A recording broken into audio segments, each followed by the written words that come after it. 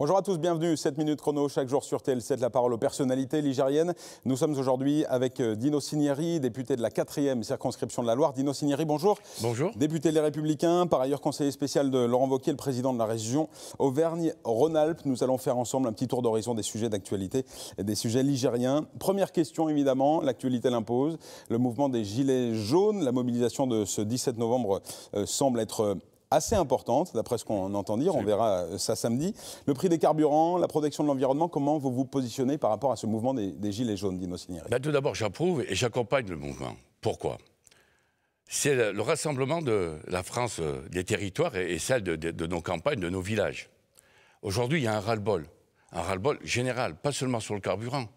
On a augmenté les taxes sur l'électricité, l'eau, le gaz, les forfaits hospitaliers, la CSG pour nos retraités, etc., etc. On a des augmentations fiscales trop importantes. Et le carburant. Le carburant, savez-vous que depuis septembre 2017, le carburant, l'essence, a augmenté de 20 centimes le litre. On l'a tous vu à la pompe. Oui, à la pompe. Et en plus, le gasoil de 31 centimes, tout cela en 18 mois. Et alors on nous dit que pour les 4 ans à venir, d'ici 2022, on aura une augmentation sur l'essence à ce jour pour l'année 2018 de 200 €, pour l'année 2019 de 370 €, et pour l'année jusqu'en 2022 de 800 €. Ce qui va rapporter, je dis bien rapporter à l'État, près de 15 milliards. Alors on nous dit... Financer la transition énergétique, c'est ça l'objectif, oui. Polluer moins. Polluer moins pour le développement durable. Très bien. Mais 20% seulement de ces 15 milliards sont ciblés et fléchés déjà pour le développement durable. Ce qui veut dire que 3 milliards vont au développement durable et 12 vont rester sur les caisses de l'État et dans les poches de Bercy. Donc c'est la destination de ces fonds que vous contestez. Après tout, ça n'est pas forcément l'augmentation des taxes, c'est ça? Ah oui, moi ce que je recherche, d'abord je souhaite qu'il y ait un arrêt total des taxes et qu'il y ait une diminution du prix de l'essence. Mettez-vous à la place de ces familles qui viennent à nos permanences, à Firminy, à Saint-Just-Saint-Rambert, et qui nous disent on a 2 colonnes. Colonne recettes, colonne dépenses. Et on arrive en fin de mois, on a tout juste 100 € pour pouvoir s'alimenter. Mais vous vous rendez compte? Alors on nous dit, mais changez de système, prenez un véhicule électrique, on vous donne 2 000 € d'abord, ensuite, non, c'est trompé, c'est 4 000. On vous donne 4 000 €. Mais une voiture d'occasion électrique, c'est 7 000, 10 000, 15 000. Une voiture neuve électrique, c'est 20 à 30 000. Et là, bien entendu, vous avez des emprunts, vous avez des intérêts à rembourser. Comment voulez-vous que cette aide-là, cette fameuse surprime que l'on donne, c'est pour 20% des foyers défavorisés? Comment voulez-vous donner à ces 20% de foyers défavorisés une prime de 4 000 €, sachant qu'ils ne pourront pas acquérir un véhicule? Comment faut faire, d'après vous, comment faut-il faire du coup pour œuvrer en faveur de l'environnement? Est-ce qu'il y a des mesures très concrètes que vous pourriez soutenir? Je vais vous dire, prenons l'exemple de la région Auvergne-Rhône-Alpes. On avait un objectif d'économie sur le fonctionnement sur les 6 ans du mandat de Laurent Wauquiez. C'était 300 millions. En 2016, nous avons économisé 136 millions d'économies sur le fonctionnement. En 2017, nous avons réalisé 111 millions, ce qui fait 248 millions, je crois, et ce qui représente 80% de l'objectif que nous nous étions fixés sur 6 ans. Et pour le développement durable, pour l'environnement? Alors, bien entendu, nous participons au développement durable et à l'environnement. Nous sommes, nous, aussi prêts, notamment sur les taxes, de dire à l'État, pour tout centime en moins que vous mettrez sur les taxes et à la pompe, la région participera à la même équivalence. On attend le retour de l'État. Parlons d'autres dossiers ligériens. Alors, ça date un petit peu, quoique l'A45. On a appris il y a quelques semaines que l'A45, a priori, ne faisait plus partie des plans du gouvernement, de la ministre des Transports.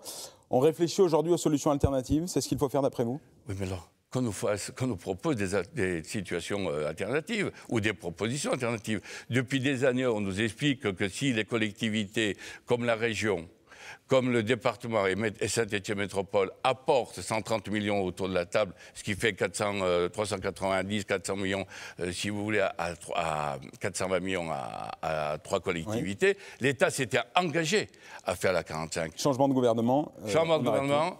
Eh bien, au jour d'aujourd'hui, nous ne lâchons rien.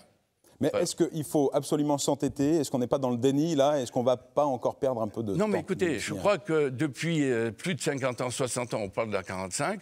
On en a besoin, nous, d'abord pour les usagers. On en a besoin pour nos PME, pour nos artisans, nos commerçants. Et aujourd'hui, ce n'est pas ni la 47 qui pourra absorber le flux de véhicules de la 45.